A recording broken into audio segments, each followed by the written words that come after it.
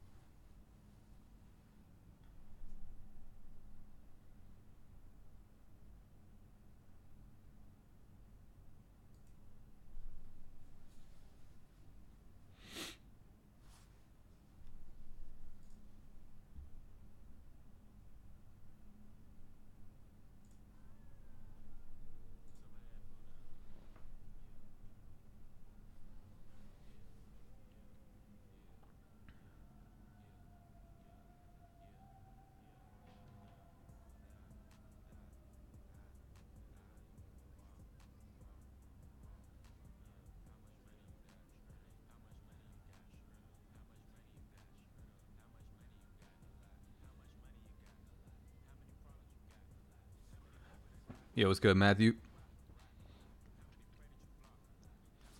How we doing?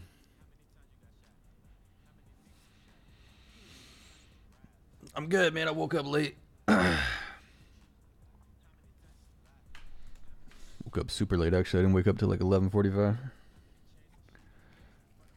Gonna go do the Eavesdrop podcast with Hex later. My debut. I'm gonna shout you guys out.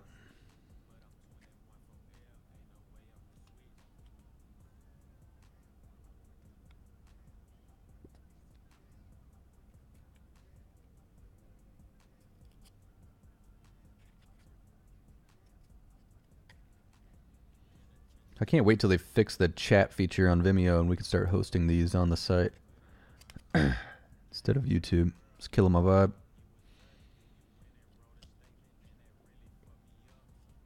Maybe next week. Maybe next week we'll host it on the site and use the Slack as a chat. That way I don't have to send out a unique link 20 minutes before the the stream. Sorry about that for those of you who are watching the archive. Hank, what's going on, man? How's your Saturday? You been battling the flu all week? Oh, man, I'm waiting on this hepatitis A to kick in. I don't know if you heard, but I went to dinner with my friend from back home over Christmas break. I think it was the 23rd, and then he sent me a text on the 10th or 11th saying there was like a news article, news release that came out that said anybody that ate at that restaurant on the 22nd or 23rd possibly was exposed to hepatitis A because one of the employees had it and was handling food. And it was too late at that point to go get a shot because you need to get it within 2 weeks of exposure to prevent it. And it says you may not see symptoms for 2 to 7 weeks. So I'm just waiting for the day I wake up feeling like trash. I know it's coming. I hope it's not, but we'll see.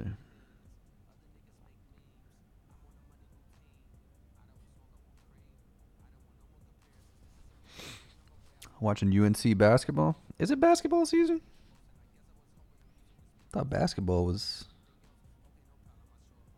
like the fall, no?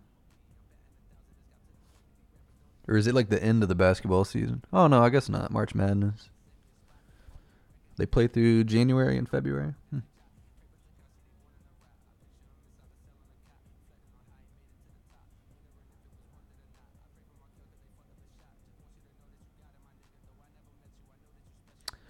Yeah, I hope so too. It sucks, man.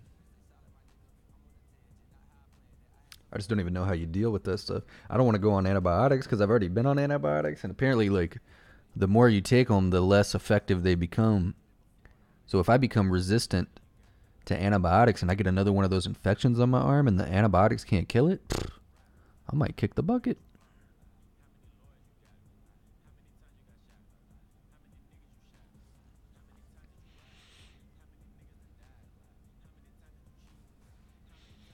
Hoosiers fan, huh?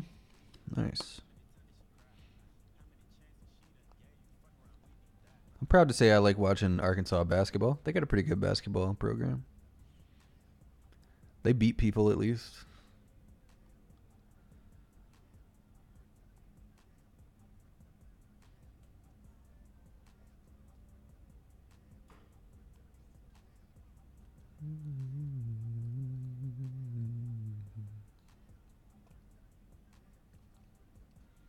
I might have to just amputate, to be honest. It is what it is. Yeah, that'll get rid of an infection, right?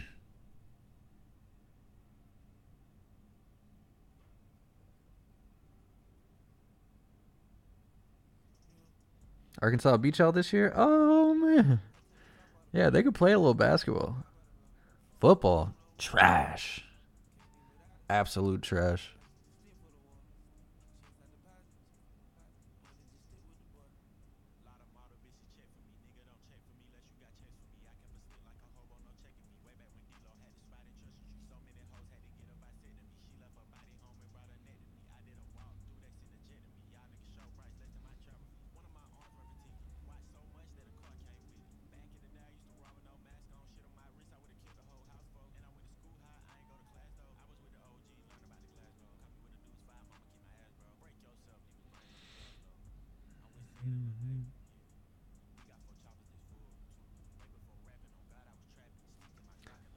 Oh, they won by 1 point.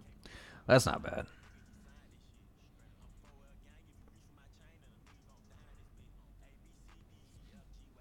Yeah, I don't know if Arkansas is ranked this year or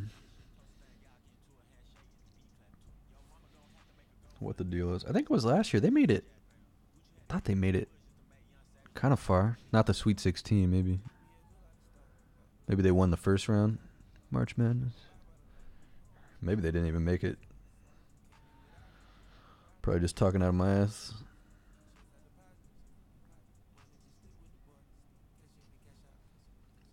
All right, we're going to give it about 15 more minutes just to give everybody a chance to check their emails and get in here. If you're watching the archive, I know it's not not the best to have to check your email 20 minutes before the stream starts. So next week we're going to try to host on the site, and then just use the Slack as a chat. The only problem with going on the site right now is Vimeo's live stream chat feature doesn't work. So there's no way to do a Q&A with no cues. But if we use the Slack, then it'd be okay. So next week it'll be a little bit easier. You'll know exactly where to go, and I'll send out an email on Friday as opposed to Saturday. But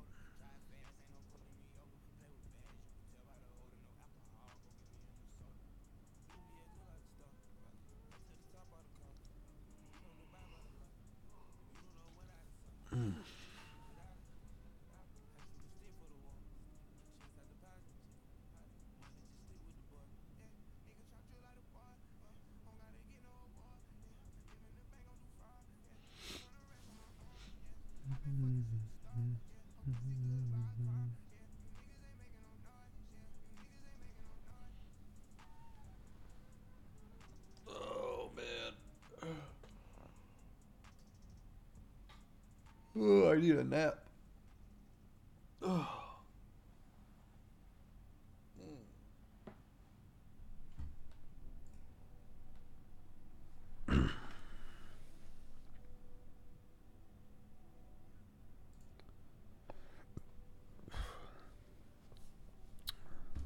song am I listening to? This is the 21 Savage album.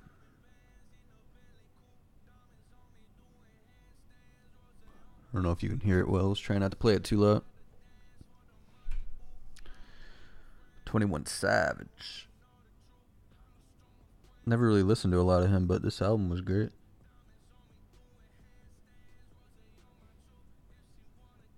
Had a lot of features. Childish Gambino, Post Malone, J. Cole, Lil Baby. I think I probably like them more than I do 21 Savage.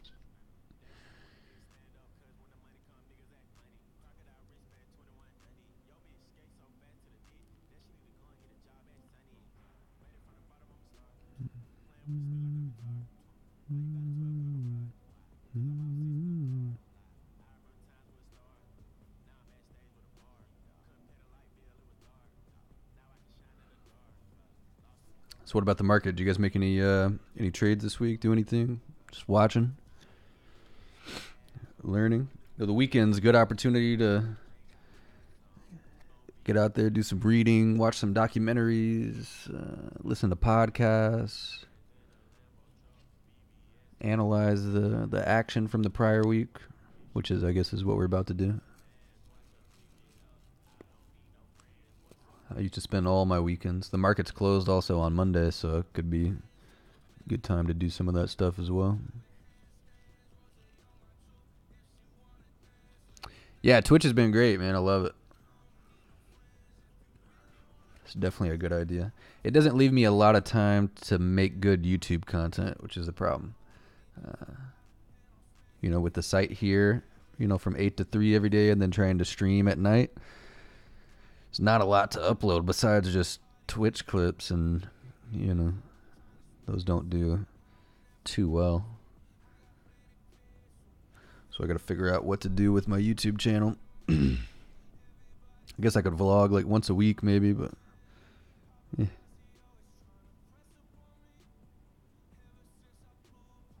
Looking to make some moves this week. Okay, cool.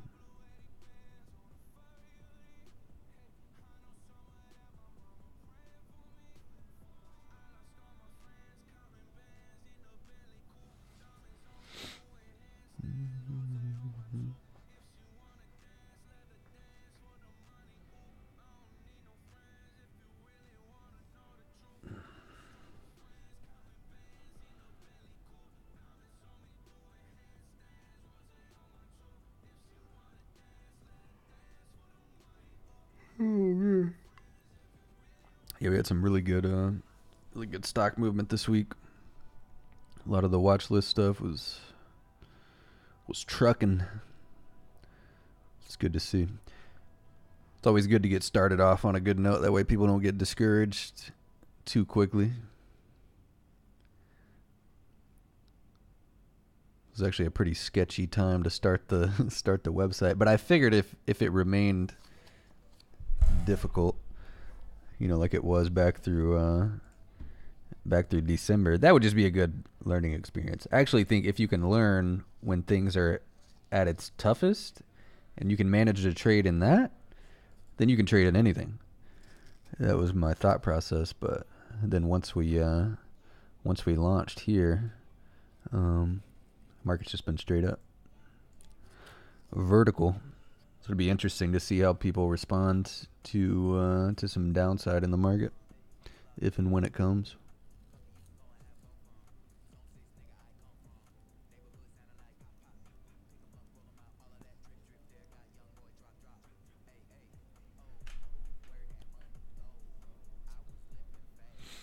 Back up, Dimitri.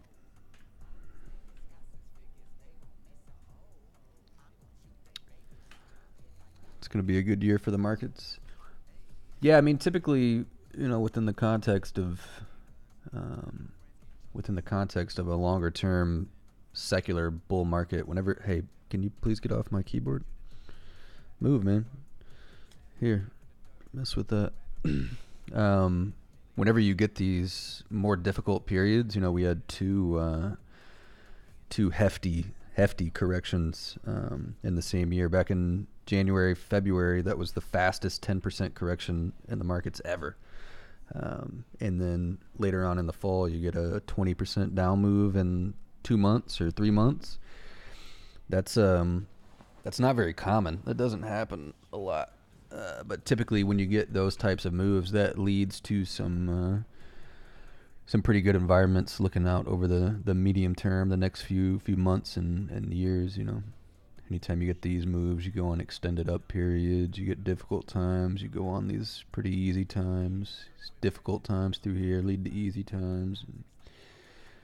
Difficult times many times leads to easy times. So I share your sentiment.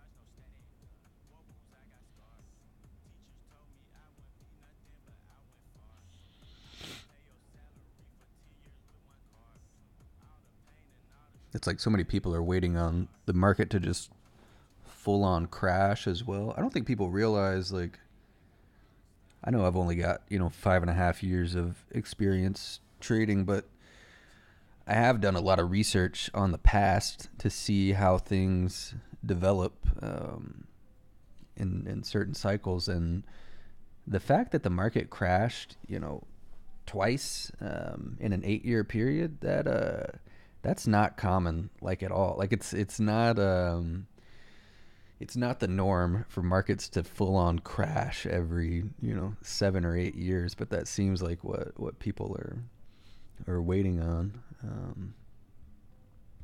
I think we'll take some time. I can't pull it up on Schwab, but one of these days we'll go back and I'll pull up some software that can pull up like 100 years worth of price data, and you can go back and look at like the Great Depression of the 1930s, and you can look at bear markets and in future decades. And whenever you get extended periods of bear markets like this, markets from that point on tend to go for a long time, like 15 years, 20 years. And we're not even close to that right now.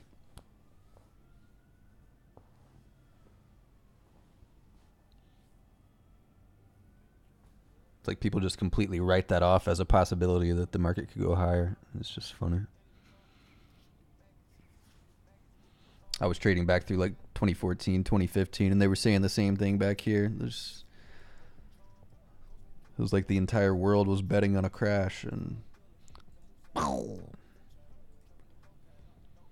up. What's my opinion on the son of a stock? Let me check it out real quick before we get started. We'll do. I'll look at everybody's stocks afterwards. Do you have a ticker? Okay, is it SNNVF?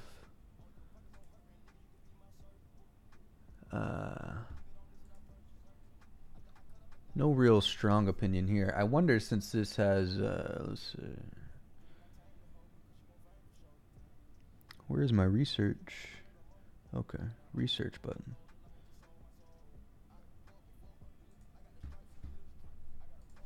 Let me look this up real quick.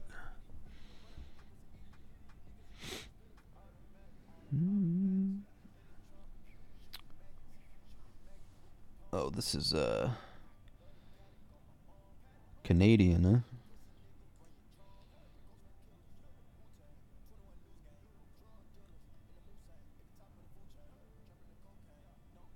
I'm just not sure these are actual shares of the company. Anytime you have like 5 letters in a ticker like that, you may be looking at things like warrants, and I'm not sure what this would be, but just in terms of like the price action,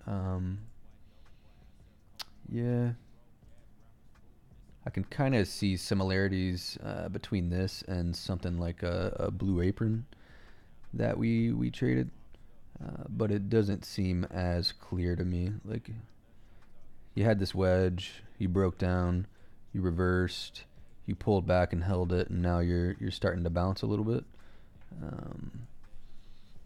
I don't know. It doesn't look as clear to me as this one, but you can see, you had this big wedge, you broke down, reversed, pulled back, and got a bounce. So I think it could be possible that you're at that same point here in SNNVF. I typically have reservations about buying stuff up, 10% on the day, but there's definitely worse charts out there. If you were wanting to buy, you could, risk on this low, so it's not bad. But again, I would check and make sure what this is exactly that you're buying before you do it.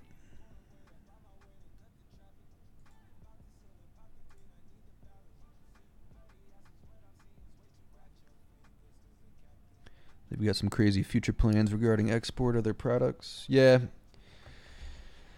I mean, purely in terms of price action, it's not bad. I don't know anything about the company, though. Typically, OTC companies, I mean, they'll come out with all sorts of stories as to why their stock should be higher, and most of them are no good. So, in terms of investing, I'd probably be cautious, but in terms of a trade, I could see how the risk reward favors the long side here. Yeah, I was looking at that, Austin. I think you're spot on there. I could see a little broadening pattern happening. It's just it's in the context of a pretty big downtrend, so maybe a little. What do I have my ovals? Yeah, so in terms of direction, not exactly sure. You see this thing consolidated for a while through here, shot up, and then it kind of put in this head and shoulders top. Somebody was asking too about bearish wedge patterns, rising wedge patterns, and this is a pretty good example of one. I think they were looking at, forget what stock they were looking at, but yeah, anytime you get a downtrend in a stock that shows just like a really weak 45-degree angle move like this, that's getting ready for the slam. But from there, yeah, it's definitely got some broadening going on. It's good. How about Eric? We'll go over it here in just a second. Let me, because we got about 5% of the total trading room in here. If you guys are watching this as an archive, once again, apologies about sending the link out so late. So if you weren't able to make this one, don't sweat it. I think next week we're gonna host on the site, and I'll send out an email the day before. That way, you'll know way ahead of time whenever we're going live. So apologies about that, but we're gonna go ahead and get started and get through this. I don't think it should take all too long. I don't want to take up all of your guys' Saturday, so let's just go ahead and hop in, pick up where we left off last week when we met on Saturday. S&P was trading back through here, 2580, 2600 level, and we talked about a potential move up in the market that would run into a lot of this overhead volume up here. And I think on Friday we just started getting into that range. You had some news and rumors come out about a deal with China being made on trade, and I think that's gotten people pretty excited to jump back into the market here.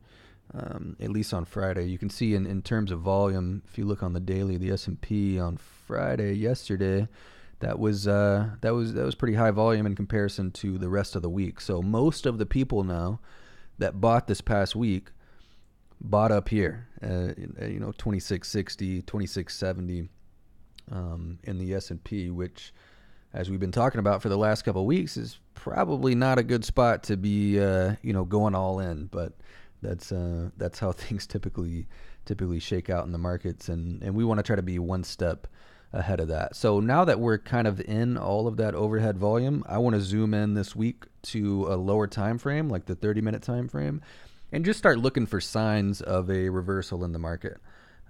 So looking for some sort of sell-off that happens, and then looking for some weak bounces to potentially get short. Now, if the market just continues to go higher, I mean, this was a pretty explosive move this week. Since we've started the room, I was talking about it earlier, but the market's just been V-reversing, just straight up rocket ship type price action. So if that continues, then it's no sweat off our back. The watch list ideas are going to continue to rip, and we'll make some good money. But I think it is a good time to be prudent and be a little bit more cautious, and just be aware of the possibilities that could lie in the weeks ahead. Because I know a lot of people haven't seen yet. If you just started trading over the last 2 weeks, you haven't seen a market that trades down. So you definitely want to be cautious before you go out and go all in when the market's not at a great spot. Just remember, we've been up 3 weeks in a row, starting to run into this overhead volume, and we'll talk about it this week in the chat, but going to start zooming in and waiting for some lower highs to potentially make a bet against the market here. I don't think it would be a huge move down, but you never know. I didn't see this December move coming either, so we'll have to take that day by day and see what the price action looks like. But that's pretty much all I have on the market as of now.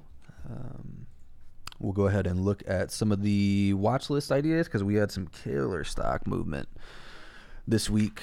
So some of the stuff we've been looking at, like HUYA back up at the highs, it was up 3% up on the week. FLIR, I'm pretty sure it was up 1%. So yeah, that's continuing to grind up out of that wedge pattern. BRFS gave a really nice entry this week. You can see the retest. This is similar to what we were looking for on DRYS last week.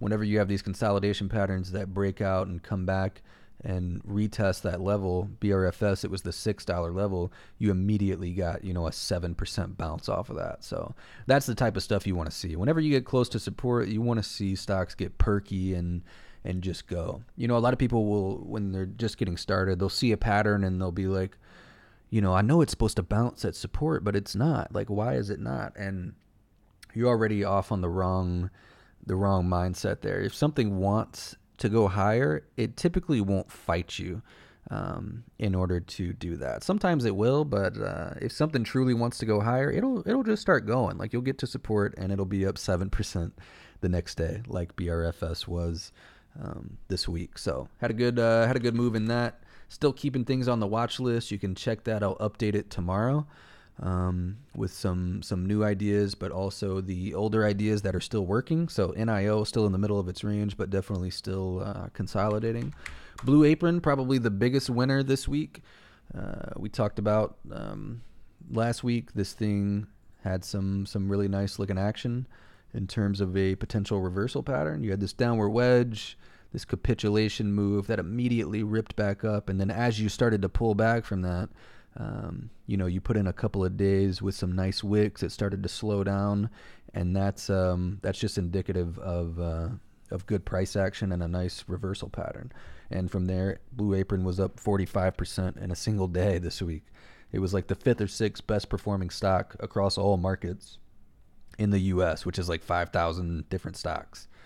And we were on to that a week or two early. So those are the types of patterns and setups that I'm trying to show you guys and trying to get you in front of, as opposed to waiting for it to be up 45% and then chasing it. A lot of people, they love to pay attention to how stocks behave after they break out, but not a whole lot of people really dive deep into the study of what are stocks doing before they break out, and is there anything predictable with those sorts of patterns and price structure? And it turns out there is, and that's what I'm trying to continue to teach you guys every day, is that stocks with good price action leads to good price movement, and being able to anticipate that can bear fruit. 45% in a single day on Apron, pulled back a little bit, up 10% again. So I took that off the watch list because it's too late to enter now. I wouldn't know what to do with it, but next time you see it, you'll be ready for it. What else do we got? CLF we were looking at last week for this longer term entry. I think the 750 level on CLF is really significant, dating all the way back to 2016, really, the middle of 2016. You had this big consolidation pattern. You built out a lot of nice balance. You look at volume at price, look at all the volume cutting through the middle of this range. If you stretch this out, all the volume is right here through the center. So you built out that consolidation, you broke out from it, and then you're starting to wedge back into it, and you bounce real nicely off that 750 level. And then we had some people enter on the lower time frame, because out of that wedge you started to flag again as you broke out, and you got the breakout this week. CLF was up 5 or 6% on Thursday, and did a little bit of consolidating that move yesterday. But just great price action in terms of bullish price structure and obeying, a lot of the patterns that we look for. You get consolidation, breakout, retest with a wedge, break out of that wedge with a flag pattern and break out again. CLF, that's textbook. You don't see that too often. And then as far as like shorter term trades, we were looking at Roku this week, which started to break out of this smaller, like 30-minute consolidation pattern on Thursday, and then on Friday kind of pulled back and is now just sitting right above balance in that. So I think Roku is probably worth a watch this week. And what else do we have? Constellation Brands, STZ, same type of thing. We were zoomed into the lower time frame, 30-minute chart. You had this ascending wedge pattern that broke out on Friday. It was up 2.3%. Which doesn't seem like a huge move, but when you're not playing with a lot of time, when you can catch a directional move like that, you can make some good money. So Constellation Brands and Roku on the lower time frame look good. What else do we have? CVSI. This is another good example of stocks that you want to see bounce whenever you get to support and just obey. This thing continues to look nice, starting to get really, really tight down here. Was up 5% on Friday, right off support, and that's exactly what you want to see. So no options available in this, but you could definitely just buy stock. And even, I wanted to talk a little bit about options as well, and just let people know, especially in the chat, that if you're not comfortable with trading options yet, you don't have to do that. I know that I say it's the best way to manage your risk, and it's a more efficient use of capital, which is all true, but none of that matters if you don't truly understand what you're trading and how they're priced and how implied volatility affects the price. You don't want to go in and start buying something that you have no idea what it is. So if you're not comfortable using options on some of these trades, don't do it. You can buy stock and just learn the patterns, learn the game. The people who are going to go on to trade full time, they're going to want to do this for the rest of their lives. So that's the kind of mindset you need going into it. If you have the mindset of, I want to come in and turn my $1,000 into, $50,000 in a year, and then I'll be done, or then I'll trade how I should. You're never going to get there. It's the people that take a longer term approach that understand there's only two outcomes. You're either going to trade forever or for the next 20, 30 years, or you're going to blow up your account, right? Because if you're making money trading, you're not going to stop. It's incredible. You know, you're your own boss. You're making more money than you could ever dream of. So the only way to do that is to take a longer term approach. If you're not ready for options, take a couple weeks, take a month, take a fucking year. Who cares if it takes a year to really understand what you're trading? In the context of a trading career, a year is nothing. It's nothing. So definitely take your time. Don't feel rushed to jump into anything that you're not comfortable with. And in terms of what else do we have here? CRON we've had on the watch list, but I personally wanted to see this thing pull back a little bit more, but it did not want to. The weed stocks have been on fire.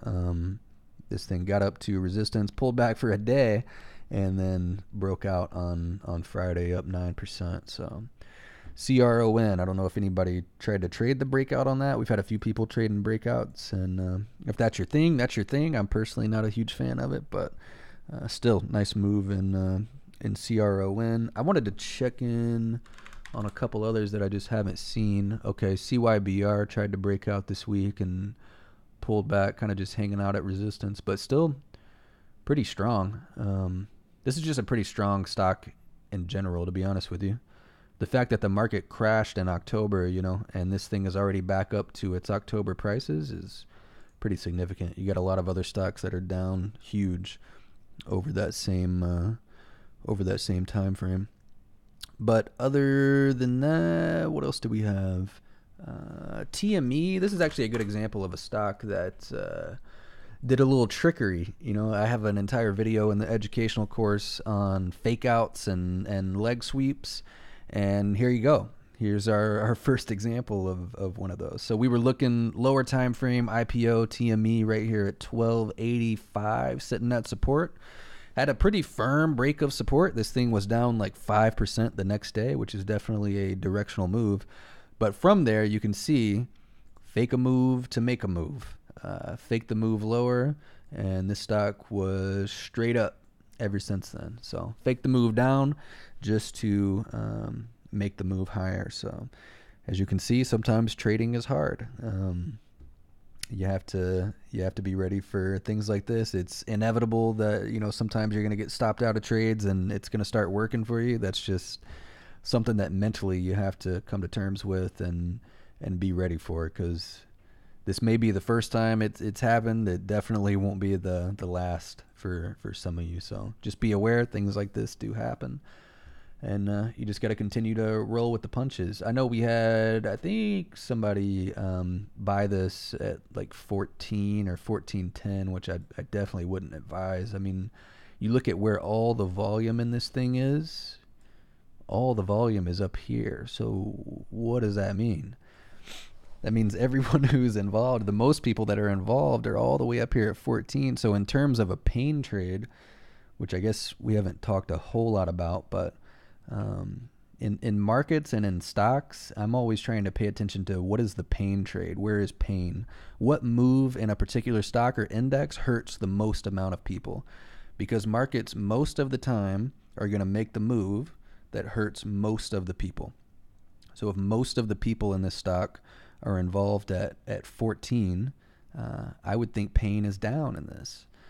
So I think chasing, in terms of a swing trade, you know, you might buy at 14 and sure, you're up 30 cents, but if this thing turns around and falls another 20% next week, you're going to be standing around with your dick in your hand unless you can manage your risk really well. But who knows what can happen if this thing breaks above 1475, then you're talking about breaking that IPO volume, and who knows how high you could go from there. But just wanted to share TME because I thought that was a good example of the fake a move to make a move. And in terms of the watch list, that's pretty much everything that happened this week. Like I said, we had some really good movement. That apron move was insane. And yeah, I'm gonna do some scanning on Sunday, tomorrow, and we'll wipe out some of the things that broke down off the watch list. I'll add some new things on there if there's anything out there worth looking at. But again, in terms of the market, I think we are at a spot where it makes sense to be prudent. If you have some gains in things and you see the market start to roll over, it may be a good time to just book some of those gains, take them. I don't think you want to be all in long after the market's been up 3 weeks in a row. Just be aware that we could see some downside, but this thing's been V reversing so far, so it could just continue on. And if that's the case, then we'll just take that day to day and see what it looks like. I wanted to bring up this too. We haven't talked a whole lot about sentiment, but in terms of market analysis, like looking at the S&P and the overall indexes, I pay a lot of attention to sentiment because I've just seen it work time and time again. And you can see the market, like I said, been on this ferocious rally for a few weeks. And this report comes out on Thursday of each week, by the way. And the historical average for bullishness, 38.5. We're below the historical average for bullishness, and we're above the historical average for bearishness.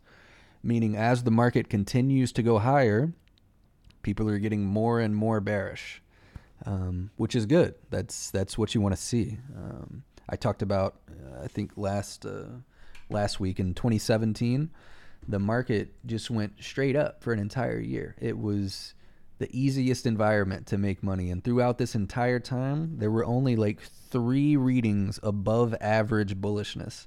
And they all came in December and January of December of 2017 and January of 2018.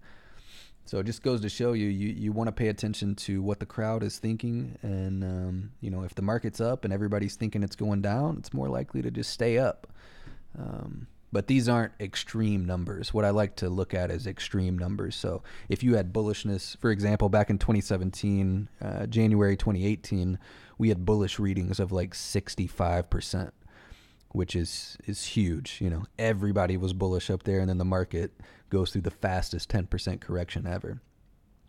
Other times, you'll see bearishness at 50%, 60% when the market's been down, for 3 weeks, 4 weeks in a row. And, those are the kinds of points where you want to look for reversals. In terms of this is all still pretty average, but interesting that there's no extreme movements there. So just wanted to share that. That's what I got for the market and the watch list. I'm going to update the watch list on the website tomorrow. And I guess I'll throw it over to you guys, see what kind of questions y'all got. Stock ideas, market ideas. Okay, so let's see. Actually, we already got a few on here. Robinhood keeps recommending Apron to you. Yeah, man, they got to sell it to somebody, right? PODD and ABBV. Yeah, PODD we've got on the watch list, which is still in the same pattern. I still think this looks good. Obviously, if you can catch it on the lower end back under 70, that would be ideal, but you may see that start to break out depending on what the market does. AQUA, Aqua. Ooh, yeah. Nice one. I think, was it Devin that shouted this out in the chat? Were you looking at Aqua? Nice move. Didn't even see that on Friday. Nice little consolidation pattern. Again, in the context of a downtrend, but sometimes these patterns are reversal patterns. And yeah, that's beautiful. It's exactly what you want to see. It was pinched as tight as it could go, up 7%, broke out, big volume. Fuck yeah. That's the kind of stuff you're looking for. VREX. Let's check it out. Okay, let's see. VREX. Well, it's got a good example of kind of that wedge that we were talking about during the week. I just want to point that out first. People were wondering, like, what does a bearish wedge look like exactly? And that is it, You get a big move down and then just this really weak-looking bounce that can't hold, and then just fucking flushes on you. Yeah, in terms of, would I buy VREX right here up 4 weeks in a row? I don't see that. Yeah, it's been up way too much for me to want to chase it, but yeah, you've gotten a nice move off the low, but again, this is a downtrending stock. I would imagine this is going to continue lower at some point. You may get some more some more push higher here. Momentum in stocks, like I understand, is a real thing, right? When stocks are moving up, they're more likely to continue to move up. But in terms of a swing trade and risk reward and all the things that we look for in a trade, I can't see anything in VREX. Did I look at ABBV or POD? We looked at PODD. Let me look at ABBV. ABBV, yeah. So I've been looking at this this kind of longer term wedge pattern, which looks pretty good. You tried to break down out of it back in October, and then you ripped back up in the range. I think some people were looking a little lower time frame. You were kind of holding this trend, but I think if you zoom the chart out, where it closed on Friday is a pretty significant spot. I think if it starts to get over those levels, that could be a really good move. In terms of a trade, I would probably want to wait and see it a little bit lower, unless you're a breakout trader. A lot of this stuff we've been looking at, because the market has just been ripping, things are getting up to resistance and they're not stopping, they're just going. So, if you want to keep an eye on this week, you could see a nice move out of it. But for me, I try to get it back down closer to support. But I think Devin was shouting this out in the chat around 85, so you've had a good move from that point already.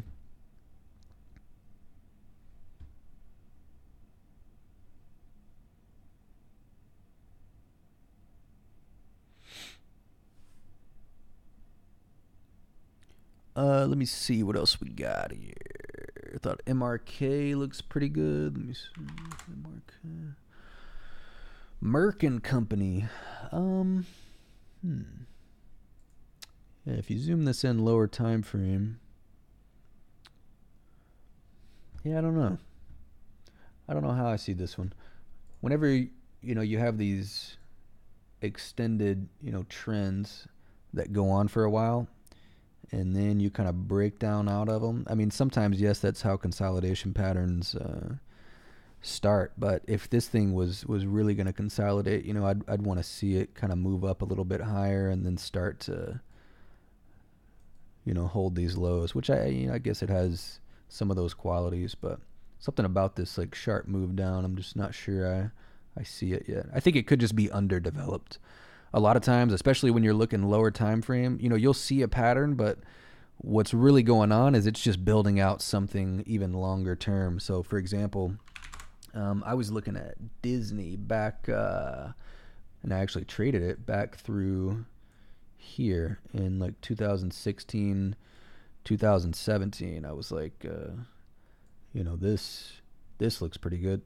This is what I look for. And I caught this big move out of Disney, this directional move, which was great. But what that ended up morphing into, was just a bigger consolidation pattern that was going to take on, months and months and years to develop. So I think you may see something similar in MRK. It may just be a little underdeveloped and needs a little more time.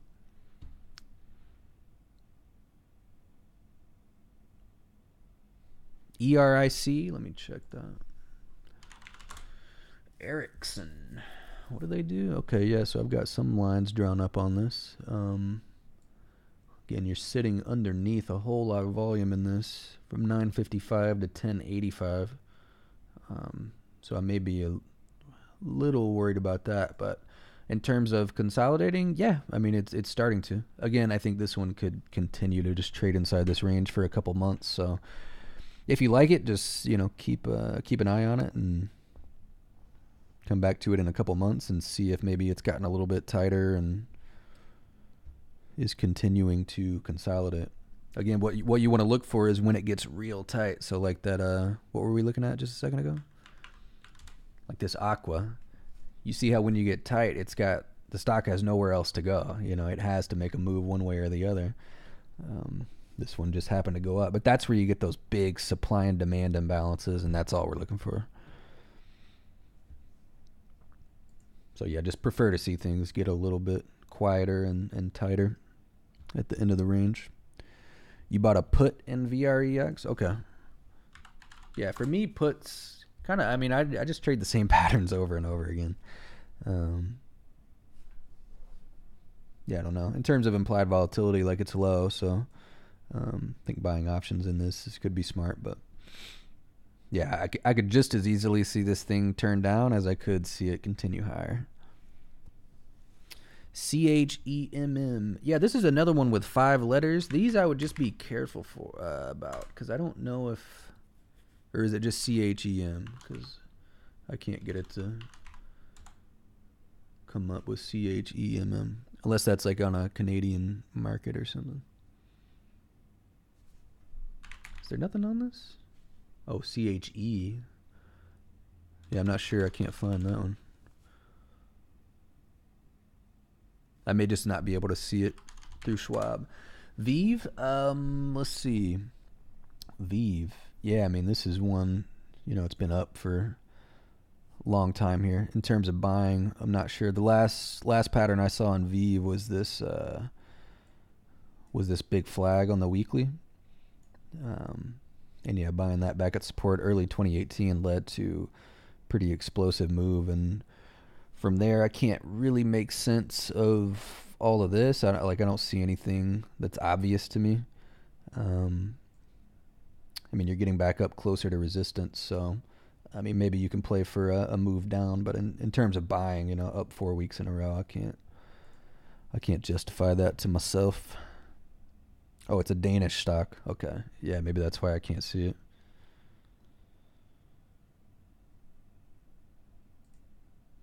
But yeah, VEV had a beautiful looking flag pattern through here.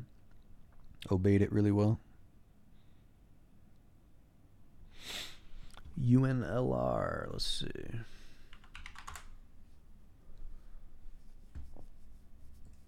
that another one I can't find? What, is Schwab just shit in the bed today or what?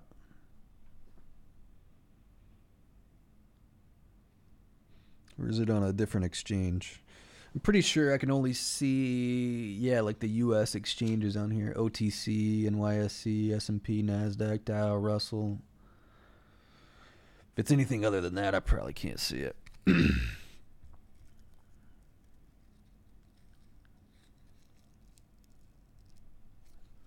Unless maybe it's ULNI. I always mix up ULNV. It's probably not it. Okay, let's not buy that one. The fuck? This thing traded 700 shares in an entire day. Who buys shit like this?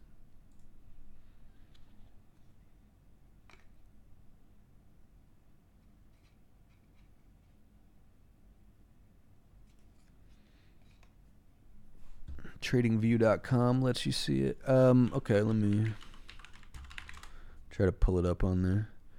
TradingView. Let's see. What was it again? CHEMM. Chemomedic stock chart. Yeah, I don't have any I've got like a line chart on TradingView. It's tough for me to tell here. Overview.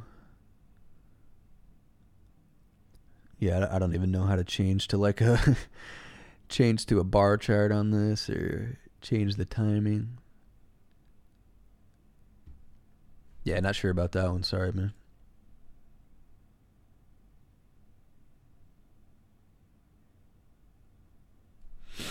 Gonna have to send my charts in on Slack and compare to somebody that has yours because I'm fucking up my lines. Oh, really? Like some of the stocks we're looking at?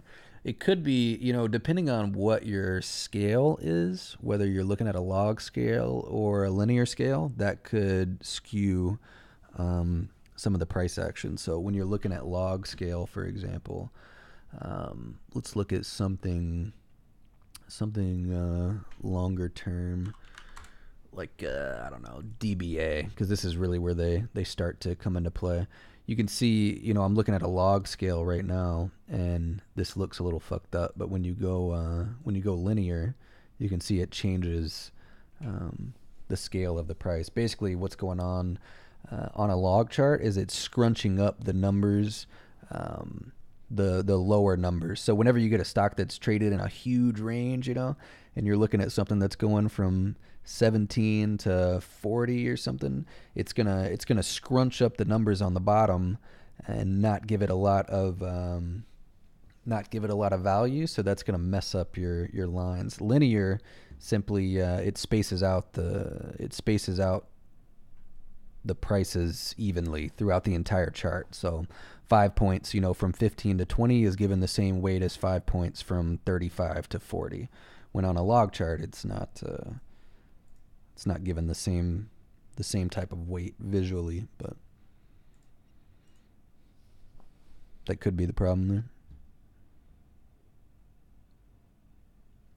Somebody had that problem in the chat this week. Yeah, I mean, it's not going to make a huge difference unless you're looking at like really long-term patterns that, go from, really, really low prices to really high prices. If you're just looking at like 1 to 3 month consolidation, it's not gonna make a difference.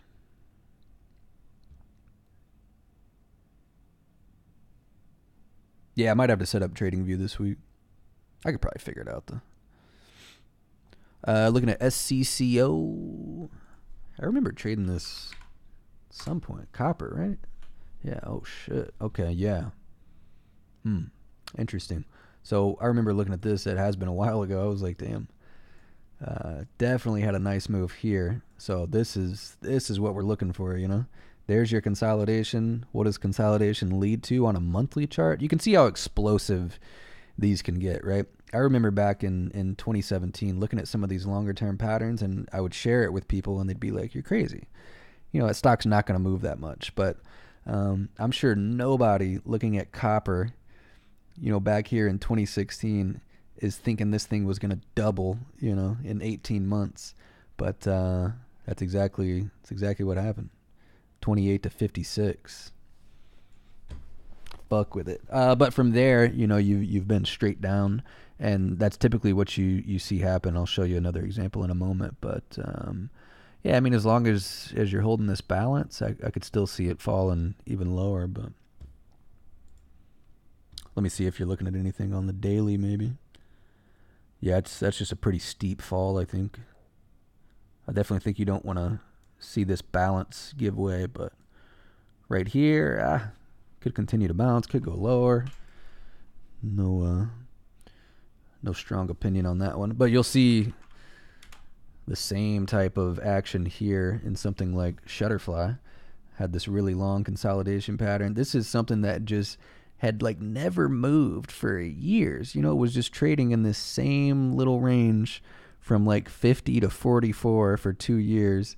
And I remember telling a couple people I talked to and used to trade with, like, man, this thing could be explosive. I was talking about buying, I actually think it was this month here.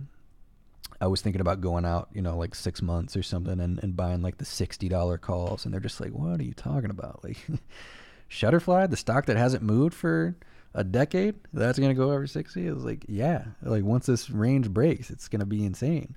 And stock fucking doubles in like 6 months.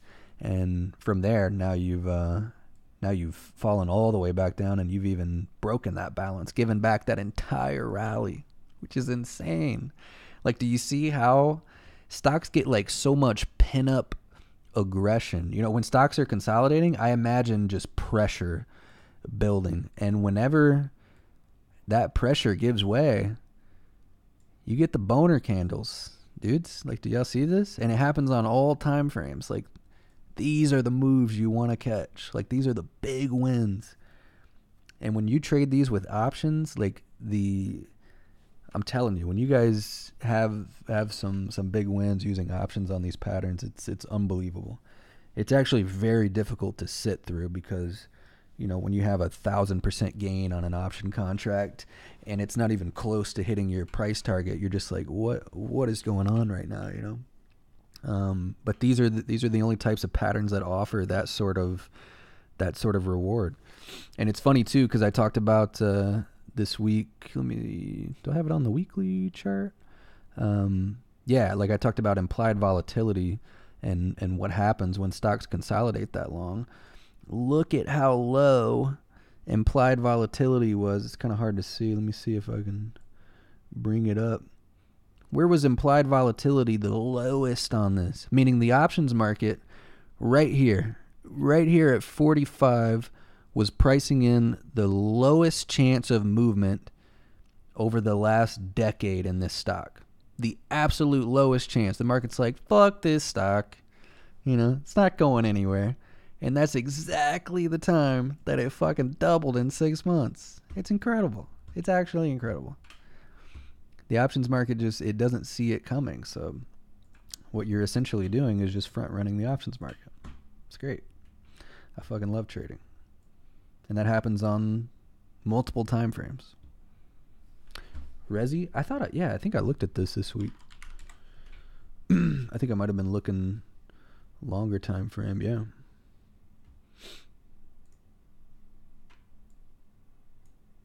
Sitting here, kind of like equal lows though. I guess technically that's a higher low, right? But pretty close to equal. I'd take a stab at the short here though.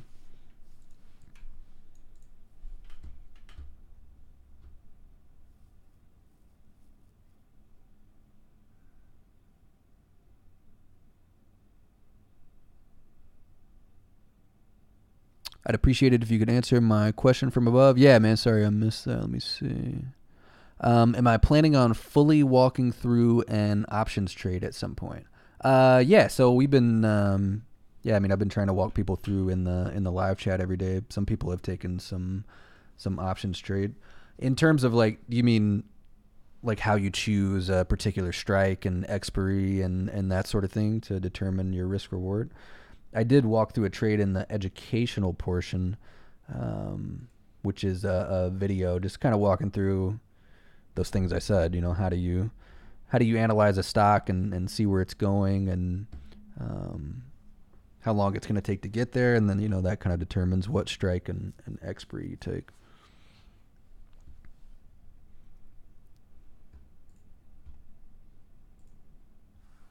But if you don't want to watch the video, I could do it again here.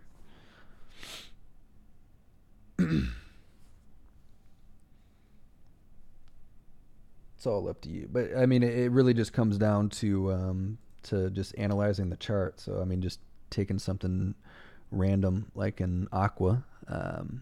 All you're doing is taking the range. So you find your consolidation pattern, right? You like the pattern, you like the setup.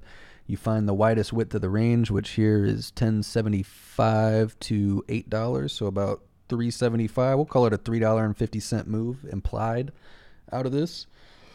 From a breakout of 10, so you're looking at a price target of about 13 or 13.50, which coincides perfectly with this gap fill on the chart. So if you know the stock is going to 13 or 13.50, well, then you just come out here and you take a look at the options market and you try to see what makes sense. So this thing trades $10 calls, it trades 12.50s.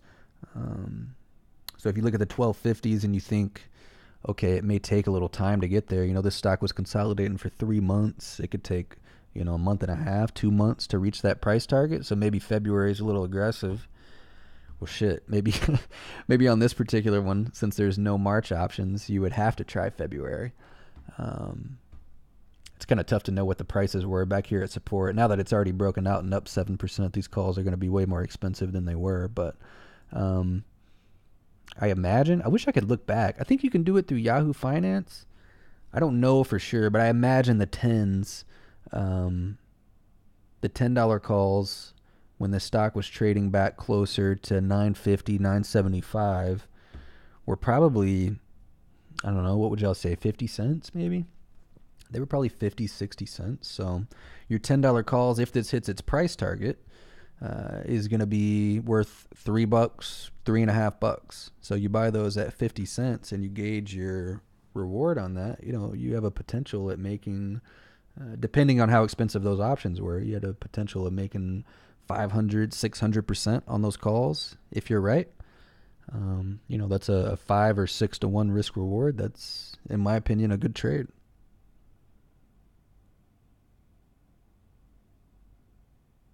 And in terms of closing out the position, yeah, that's a good question too, because sometimes, this happened to me on CRON, and I was talking to somebody because I had calls. I bought these calls back in July before it kind of made this fake a move.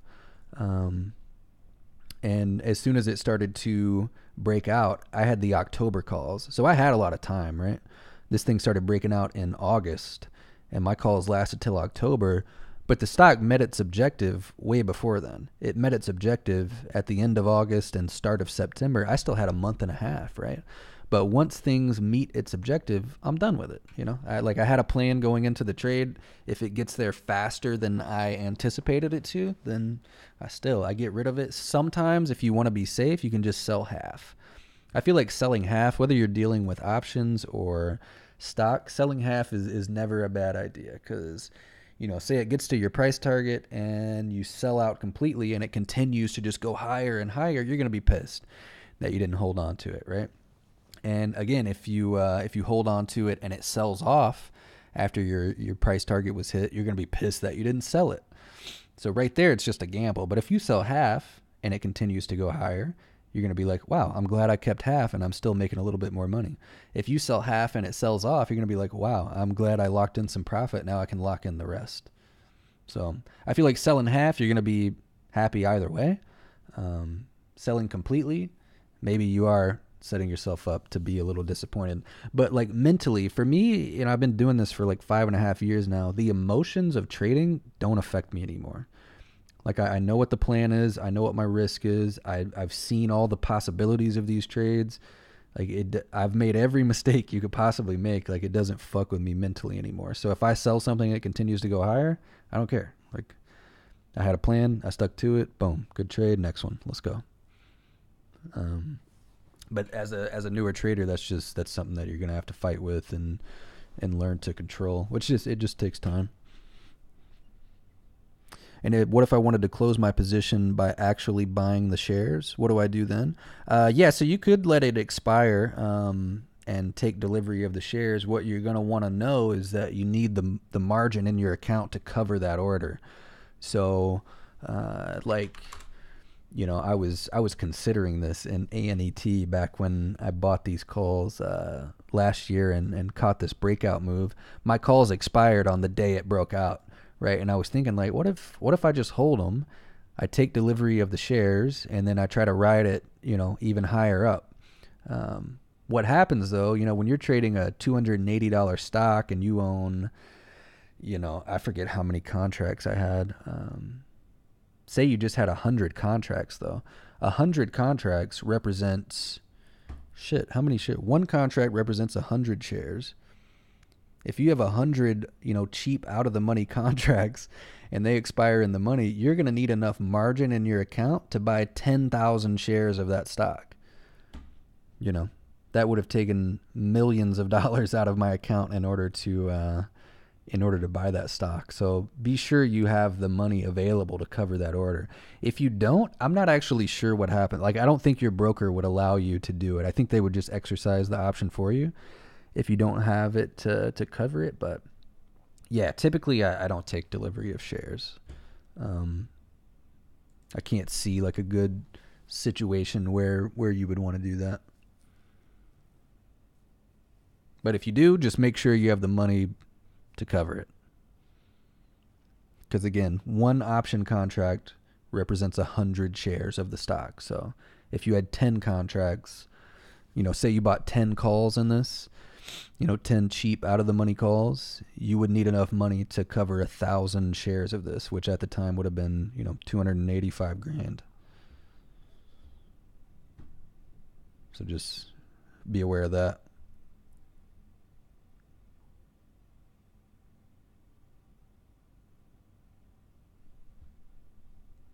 So what else y'all got? Any more tickers, thoughts? If it expires out of the money, yeah, it just expires. But if it's in the money, then you gotta take the shares.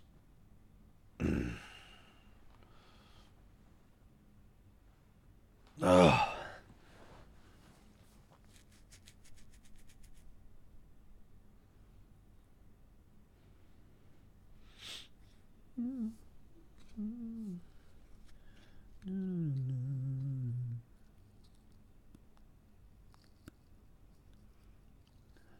They take your premium. Yeah, so if you let your out of the money calls expire, yeah, you'll lose your entire premium.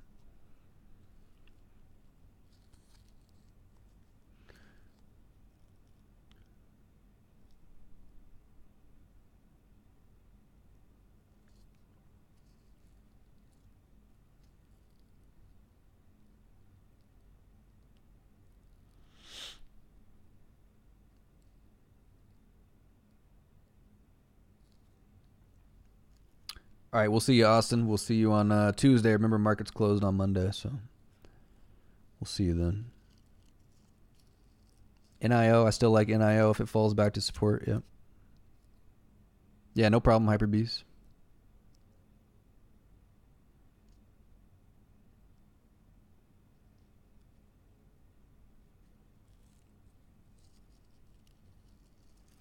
So basically, the most you ever risk with options is your premium. Right, yeah.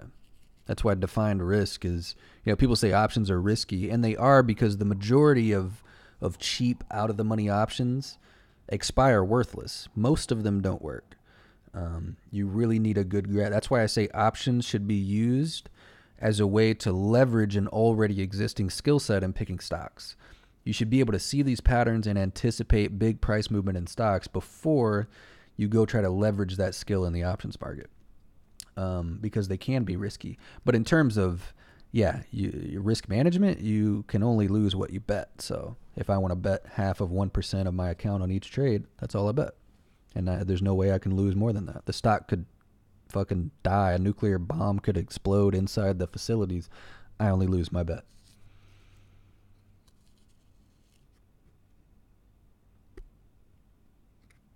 So you bought a put, it meets your goal. How do you close it out? You would just sell to close or buy to close, depending on whether you had a put or a call. So you'll see whenever you go to trade options, you can buy to open, you can buy to close, you can sell the option.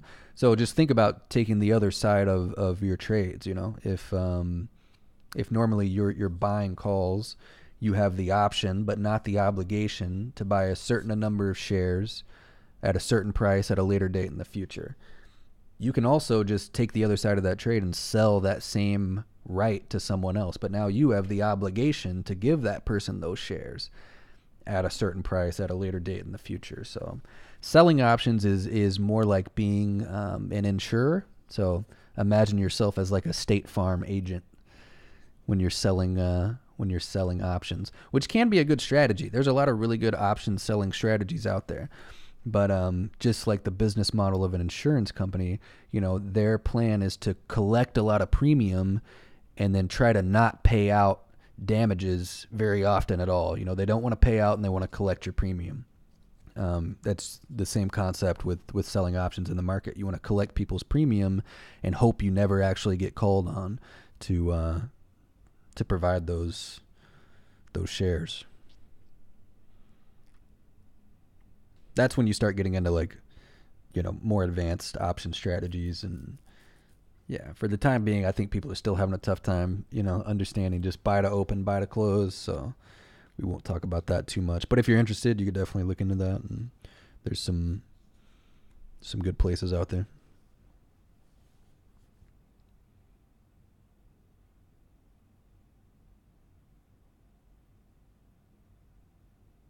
Yeah, market's been up so much the last couple of weeks. It's going to be tougher to find setups. I'm going to try to do some scanning tomorrow and update the watch list. I'll see what comes up.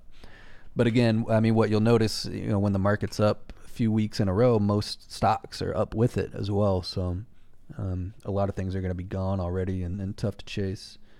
But I'll see what I can come up with exactly.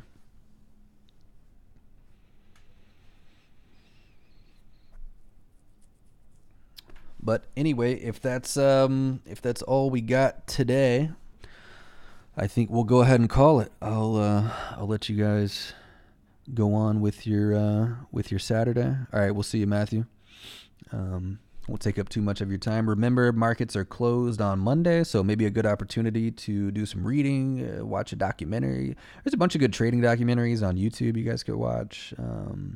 Listen to podcasts, read a book, something. You can always use time off from the markets to analyze your trades, or just take in as much info as you can. You can never take in too much. So once again, thank you guys for tuning in. If you caught this as an archive, I'm going to try to host the stream next Saturday on the website. That way I can send out an email the day before letting you know the exact time, and it'll be easier for everybody to get a chance to join in and that sort of thing. So apologies for sending out the link just 20 minutes before we went live. But thank you all for tuning in, and I will catch you guys in the live chat on Tuesday and back on the Q&A on Saturday. I'll try to be in the Slack this weekend, in and out, if you guys got any questions or anything. So have a good weekend, everybody. I'll see y'all on the Twitch stream most likely later tonight. I'm about to go do the Eavesdrop podcast with Hex, and then I'll come back and stream. So I'll see y'all tonight, and then I'll see y'all in the live chat on Tuesday. So peace out, everybody.